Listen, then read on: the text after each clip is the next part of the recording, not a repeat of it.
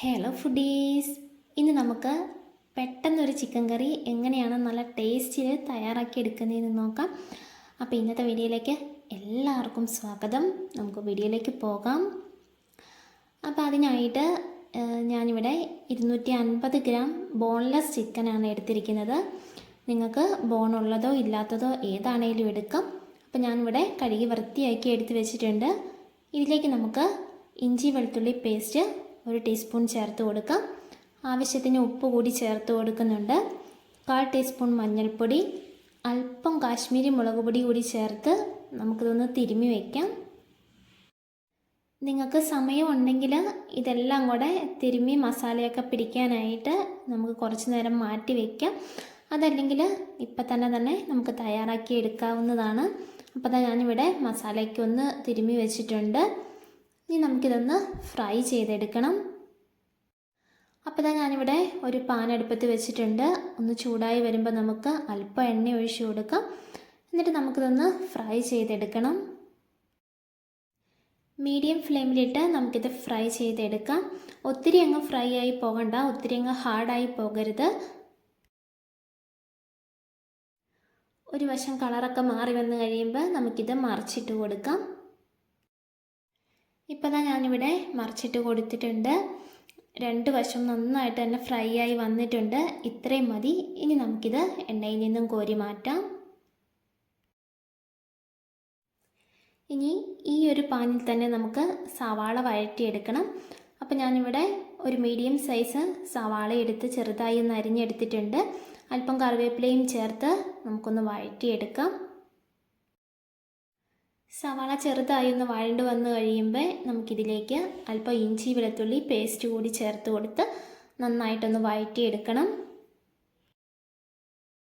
സവാളയൊക്കെ നന്നായി വഴണ്ട് വന്നതിന് ശേഷം നമുക്കിതിലേക്ക് തക്കാളി ചേർത്ത് കൊടുക്കാം. ഈ ഒരു സമയമാകുമ്പോൾ നമുക്ക് തക്കാളി ചേർത്ത് കൊടുക്കണം. അപ്പോൾ ഞാനിവിടെ ചെറിയൊരു തക്കാളി മുഴുവനായും ചേർത്ത് കൊടുക്കുന്നുണ്ട്. അത് ചേർത്ത് കൊടുത്ത് നമുക്ക് വീണ്ടും നന്നായിട്ടൊന്ന് വഴറ്റിയെടുക്കണം. നമ്മുടെ സവാളയും തക്കാളിയൊക്കെ നന്നായി വഴണ്ട് വന്നതിന് ശേഷം നമുക്ക് ഫ്ലെയിം ഓഫ് ചെയ്ത് കൊടുക്കാം. അതിനുശേഷം ഇത് നന്നായിട്ട് ചൂടാറിയതിന് ശേഷം നമുക്കൊരു മിക്സിയുടെ ജാറിലേക്ക് മാറ്റി നന്നായിട്ട് പേസ്റ്റ് പോലെ ഒന്ന് അരച്ചെടുക്കണം. അപ്പോൾ അരയാൻ ബുദ്ധിമുട്ടാണെങ്കിൽ നമുക്ക് അല്പം വെള്ളം കൂടി ചേർത്ത് ഇതുപോലെ ഒന്ന് നന്നായിട്ട് തന്നെ ഒന്ന് അരച്ചെടുത്ത് മാറ്റി വയ്ക്കാം.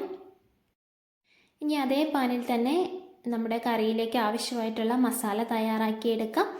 1 ടീസ്പൂൺ മുളക് പൊടി, 2 ടീസ്പൂൺ മല്ലിപ്പൊടി, 1 teaspoon chicken masala, 1 teaspoon garam masala, ഇത്രയും ചേർത്ത് കൊടുത്തിട്ടുണ്ട്. ഇനി ഇതിലേക്ക് 1 ടീസ്പൂൺ വെളിച്ചെണ്ണ കൂടി ചേർത്ത് നമുക്ക് ഫ്ലെയിം ഓണാക്കി ലോ ഫ്ലെയിമിലിട്ട് നമുക്ക് ഒന്ന് മൂപ്പിച്ചെടുക്കണം. പൊടികളെല്ലാം മൂത്ത് വന്ന് ഇതിൻ്റെ പച്ചമണമൊക്കെ ഒന്ന് മാറി വന്ന് കഴിയുമ്പോൾ നമ്മൾ അരച്ച് വെച്ചിരിക്കുന്ന തക്കാളി സവാള പേസ്റ്റ് കൂടി ചേർത്ത് കൊടുത്ത് നന്നായിട്ട് തന്നെ നമുക്കിതൊന്ന് മൂപ്പിച്ചെടുക്കണം. ഈ മസാലയിലെ എണ്ണയെല്ലാം ഒന്ന് തെളിഞ്ഞു വരുന്നത് വരെ നമുക്ക് ലോ ഫ്ലെയിമിലിട്ട് നമുക്കിതൊന്ന് മൂപ്പിച്ചെടുക്കണം. ഇനി ഇതിലേക്ക് നമ്മൾ അരച്ച് വെച്ച മിക്സിയുടെ ജാറിലേക്ക് അല്പം വെള്ളം ചേർത്ത് നമുക്കിതൊന്ന് ലൂസാക്കി എടുക്കാം.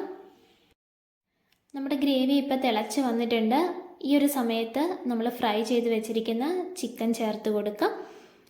എന്നിട്ട് ഇതെല്ലാം കൂടി ഒന്ന് ചേർത്ത് മിക്സ് ചെയ്ത് നമുക്ക് കുറച്ച് നേരം ഒന്ന് മൂടി വെച്ച് ഒരു 5 മിനിറ്റ് നമുക്കിതൊന്ന് കുക്ക് ചെയ്തെടുക്കണം. അപ്പോൾ ഇങ്ങനെ ചെയ്യുമ്പോൾ നമ്മുടെ ചിക്കനിലേക്ക് മസാലയൊക്കെ നന്നായിട്ട് തന്നെ അങ്ങ് പിടിക്കും. ഇനി നമുക്കിതിലേക്ക് ആവശ്യത്തിന് വെള്ളം ചേർത്ത് കൊടുക്കാം.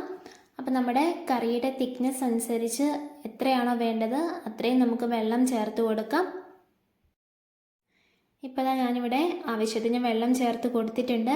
ഇനി നമുക്കിത് നന്നായിട്ട് തന്നെ ഒന്ന് തിളപ്പിച്ചെടുക്കണം. ഈ ഒരു സമയത്ത് നമുക്ക് കറിയുടെ ഉപ്പൊക്കെ ഒന്ന് നോക്കിയിട്ട് ആവശ്യത്തിന് ഉപ്പ് ചേർത്ത് കൊടുക്കാം.